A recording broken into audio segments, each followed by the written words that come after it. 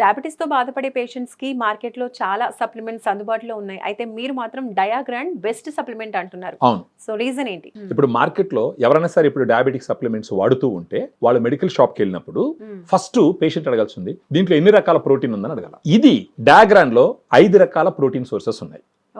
ఇండియాలో 5 రకాల protein sources ఉన్నటువంటి డయాబెటిక్ సప్లిమెంటేషన్ మరి ఎవరికి లేదు, మన డయాగ్రామ్ లోనే ఉంది. సో డయాగ్రామ్ లో 5 రకాల ప్రోటీన్ ఇవ్వడానికి గల రీజన్ ఏంటి అని అంటే, వేలో ఒక రకమైన అమైనో యాసిడ్ ప్రొఫైల్, కెసిన్ లో ఒక రకము, తర్వాత సోయాలో ఒక రకము, గ్రీన్ పీలో ఒక రకము, బ్రౌన్ రైస్ లో ఒక రకం, అంటే ఓవరాల్ గా గుడ్ అమైనో యాసిడ్ ప్రొఫైల్ ఉంటుంది.